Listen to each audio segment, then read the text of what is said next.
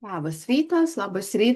Šiandieną daug anksčiau ateinu pas jūs ir mes esam 82 puslapis, 27 susitikimas.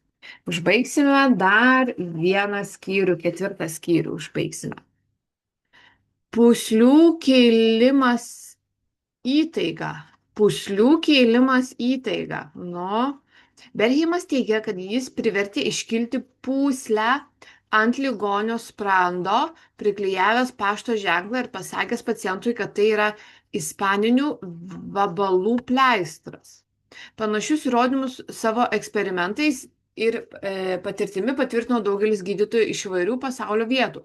Tai nepalieka jokių abejonių, kad žodinė įtaiga pacientams gali sukelti struktūrinius kūno pakitimus. Mes tęsime toliau, ar ne? Vakar mes kalbėjome apie Berheimas irgi, kad jisai daug dalykėlių eksperimentavęs irgi su žmonėmis, gal nelabai, nelabai gerai, bet tikrai yra įdomus dalykai, ar ne taip? Tikrai yra įdomus dalykai, kaip pasakai žmogui ir jisai jeigu labai tuo tiki, kad taip ir yra, taip net visas kūnas žmogaus kinta, viskas kinta. Ta prasme, kuo jis tiki, kuo žmogus labai įtiki, tas ir jam darosi fiziškai, netgi ne tai, kad mes tą kvantiniai fizikoje pradedame kurti ir manifestuoti kažką, bet tai fiziškai ant kūno pokyčiai darosi, kokie ar ne įdomus dalykai.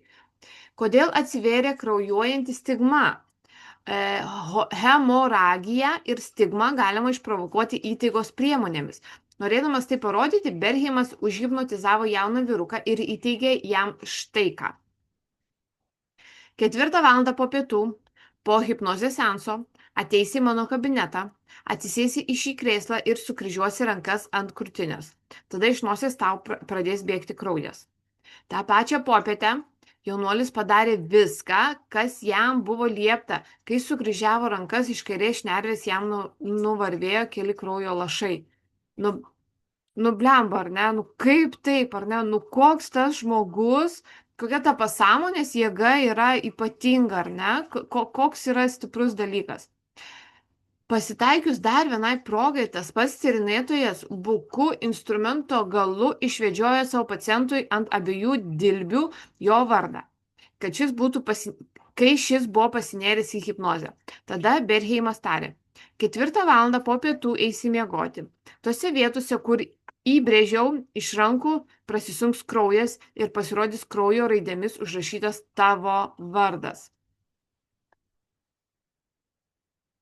Ta popietė pacientas buvo akylai stebimas. 4 valandą jis užsnūdo. Ant kairės rankos skaičių reljefo iškilo raidės ir keliose vietose prasisunkė kraujo lašai. Nors raidės pamažu išdilo, neryškius pėdsakus dar buvo galima žiūrėti po 3 mėnesių. Šie faktai įrodo iš karto 2 anksčiau iškeltų fundamentalių teiginių pagristumą. Būtent, kad pasąmonė visada imliai pasiduoda įtaigos poveikiui ir kad ji tobulai kontroliuoja visas kūno funkcijas, būsenas ir pojūčius. Kiekvienas paminėtas fenomenas gyvai iliustruoja, kokius nekasdieniškus reiškinius gali sukelti įtaiga. Šie iškalbingi pavyzdžiai įrodo, kad ką žmogus jaučia savo širdimi, tai yra turi pasąmonė, tas ir bus.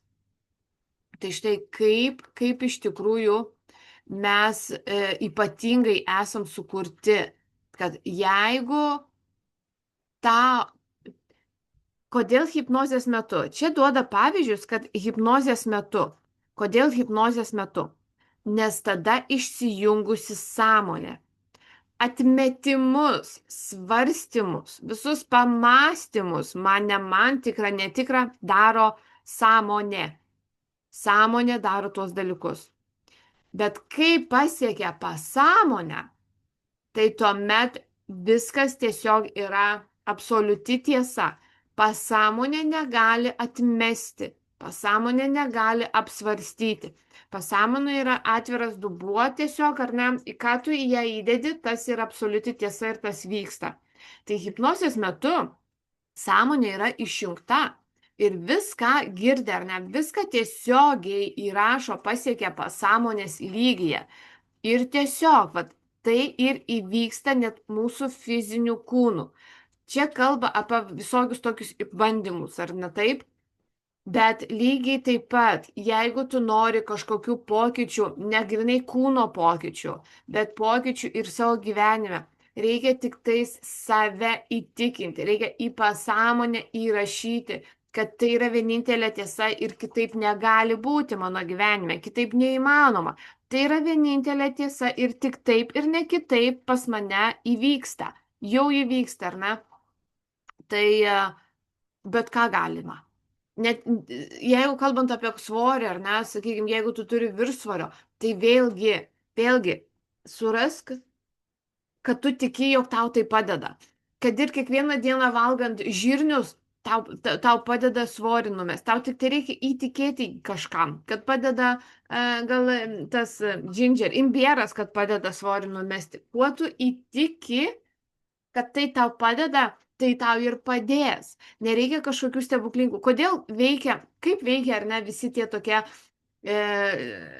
aliejuk, nu kokie nors, ar ne, aliejai, geriamieji aliejai tenai, skyščiai kažkokios tai magiškos, jau ten tabletės atrodo, kaip veikia, kolagenai visokie, ar ne, mes esam įtikėję, kad jeigu aš tą vartoju, man pasidarys geriau, mes įtikime į tuos dalykus, tai jie mums ir veikia, mūsų kūną ir gerina, mūsų sveikatą gerina, nes mums reklamos tiek įtikina, mes taip patikime įrašytai pasąmonę, kad va, aš šitą aliejų gersiu, tai, nu, pas mane sveikata bus 100%.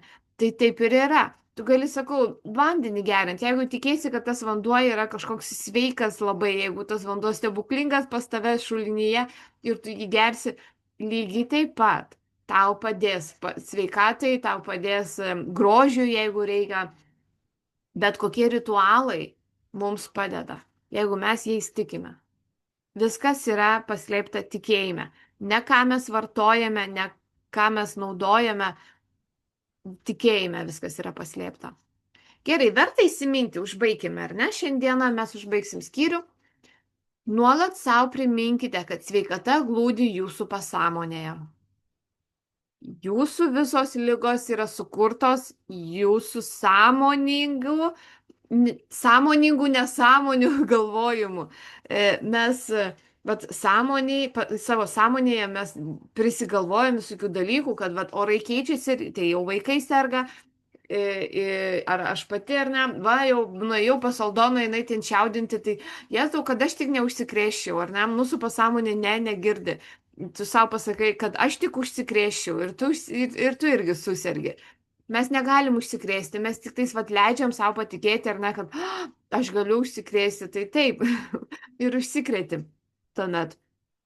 Žinokite, kad tikėjimas yra tarsi sėkla pasėta dirvoje.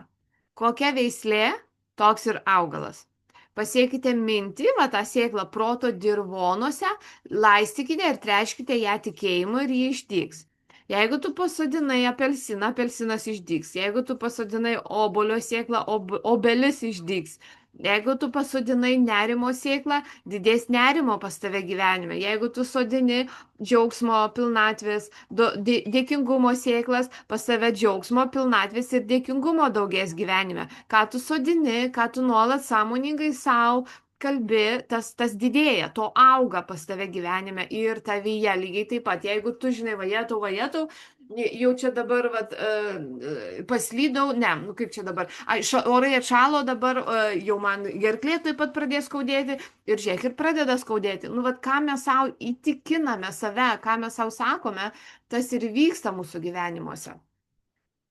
Galvoje kirbanti idėja parašyti knygą, padaryti išradimą arba sukurti pjesę yra reali. Todėl būkite tikri, kad jau padarėte tai. Įtikėkite savo idėjos, plano ar išradimo realumu ir kai tai padarysite, jūsų siekiai išsipildys. Jeigu tu kažką planuoji, vat galvoje kažkas kirba, kažką tokio padaryti, tai daryk.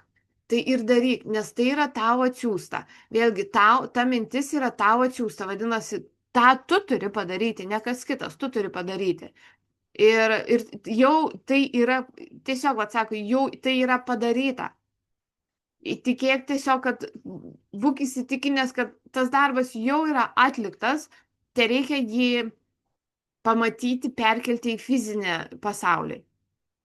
Melsdamiesi už kitus, žinokite, kad jūsų tylus vidinis tikėjimas vientisumu, grožiu ir tobulumu gali sugriauti neigiamus modelius, įsitvirtinusius jų aplinkinių pasąmonėje ir duoti nuostabių rezultatų. Meldžiantis už kitus irgi, tikrai yra labai svarbu. Jeigu kažkoks žmogus yra pasimetęs, nemato tiesaus kelio kelyje, jis tavo artimas žmogus, tu drąsiai gali melstis irgi, drąsiai gali melstis ir prašyti, kad ta visuma, kad tas gyvenimas, ar ne, nesvarbu, į ką tu kreipiesi, ar tas begalinis protas visatos, kad jisai apšviestų jam ar neapšviestų kelią, parodytų teisingiausią būdą išeiti iš to ir taip ir anaip. Tu tikrai gali įtakoti, melsdamasis ir prašydamas pagalbos iš aukščiau, aukštesniųjų jėgų, tu gali įtakoti ir kito asmens gerbuvį, gerovę. Vaizduotė ir aklas tikėjimas, kurie paveikia pasąmonę ir išlaisvina gydomasis galias, padeda žmonėms stebuklingai išgyti įvairiose pasaulio šventyklose. Nes šventa vieta, žmonės tiki, ar ne, kas šventa vieta, viskas, ar ne, kažkoks šventikas, šventa vieta, šventa statula, žmonėms tai reikia tik patikėti, kad jie tą gautų. Tai jie yra daug dalykų išgirdę apie tas vietas, ar ne, daug stebuklingų ir jie patys patiki, kad ir jeigu aš tenai nuvažiuosiu, ten atsidursiu ir pas mane stebuklas įvyks, taip ir įvyksta, nes jie patiki ne dėl vietovės kažkokios, o dėl tikėjimo ir pasąmonės galios. Visoms ligoms pradžią duoda protas. Niekas negali atsirasti ant jūsų kūno prieš tai, kol jūs nesukuriate atitikmens savo galvoje. Tai visos ligos, viskam pradžia yra iš mūsų galvojimo, iš mūsų per didelio susimastymo ar ne pergyvenimo mes labai daug ligų įsileidžiame į savo kūną, sukuriame. Kiekvienas organas signalizuoja, kuriame lygyje, kame yra, ką mums reikia pasitvarkyti emociškai ir mentališkai. Kiekvienas kūno dalelė, kiekvienas organas, kiekviena tiesiog vietelė mums visus šitos dalykus signalizuoja. Toliau tuoj. Už hipnotizuotam žmogui pasitelkus įtaigą galima sukelti beveik visų ligų simptomus. Tai atskleidžia, kokią jėgą turi mintis. Ar ne taip? Kokią jėgą turi mintis? Egzistuoja tik vienas gydymo procesas – tikėjimas. Egzistuoja tik viena gydomoji galia, būtent jūsų pasąmonė. Mūsų, įsivaizduokit, kokį mechanizmą mes turime ten toje pasąmonėje.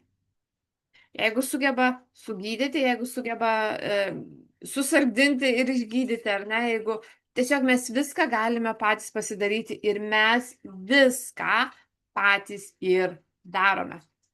Tokia yra tiesa.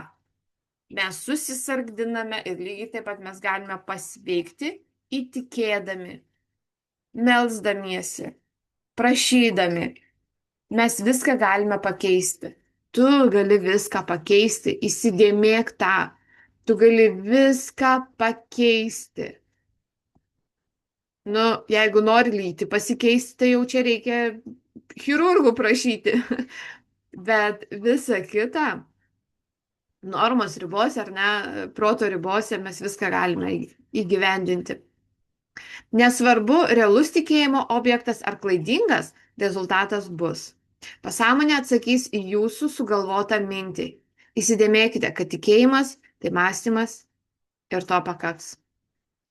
Jeigu jausitės sveiki, būsite sveiki.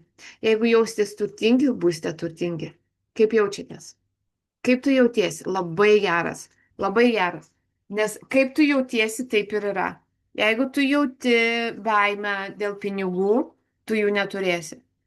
Jeigu tu jauti baimę dėl santykių, jie bus labai skaudus, braškantis ir nepastovus. dėl ko ką tu jauti, ar ne, ką tu jauti, tu tą daugini, tu daugini. Tavo, tavo energija yra va, tavo jausmai, yra magnetas traukti daugiau to paties. Tai, ką tu jauti, tiesiog tu trauki, kaip magnetas. Mes traukiam vėl to paties daugiau. Ką mums reikia daryti? Keisti savo energiją, keisti dažnį, kuriame mes esame, ar ne, vibracinį dažnį. Jausmai yra dažniai, jie yra tam tikrame lygyje. Ir tikrai, tikrai tu jau gali pajusti žmogaus. Man netgi iš balso, man net nereikia matyti žmogaus, iš balso jaučiasi, kokiame ar ne, ar jisai žemame dažnyje yra, ar jisai aukštame ar nespinduliuoja. Viską tiesiog per nuotrauką gali pamatyti, per įrašą, per video. Tas žmogus gali šypsotis, bet energija yra jaučiama ir tai, ką spinduliuoji, trauki atgal. Taip kad labai labai susikoncentruok pildyti save, pildyti savo resursą. Tai darbas su savimi nėra savanaudiškas laikas, skaitimas ar ne, klausimasis kažko. Tai tikrai nėra, kad tu savanaudė ir vat atimi laiką nuo vaikų, nes vat tu nori paskaityti kažkokią mokslinę sąmoningumo knygą. Tai nėra savanaudiškumas, tai yra, kad tu pildai save. Mama laiminga, visi namai yra laimingi. Nes jei mama pilna, viskas namie juk žydė, o kai mama serganti, kas vyksta? Nu kas vyksta, ar ne?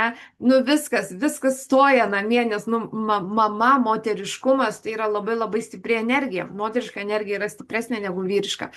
Ir, ir niekad negalvo, kad čia klausydamasi kažkokių vat įrašų ir skaitydama knygą ar klausydamasi meditacijų, sėdėdama viena pati, kad tu savanaudė ir kad tu atimi laiką iš savo vaikų su mama ar dar kažkas. Tu turi prisipildyti, tu turi gaminti, tose momentuose tu gamini sveiką ir laimingą mamą. To vaikams ir reikia. Vaikai yra gyvenantis motinos energijose. Ir jeigu tu nori, kad tavo vaikai būtų sveiki ir nesirgtų, tu turi sustiprinti save, nes vaikai gyvena mamos energijoje. Taigi, užbaigiam dar vieną skyrių ir susitinkame rytoj prie penkto skyriaus pradžios.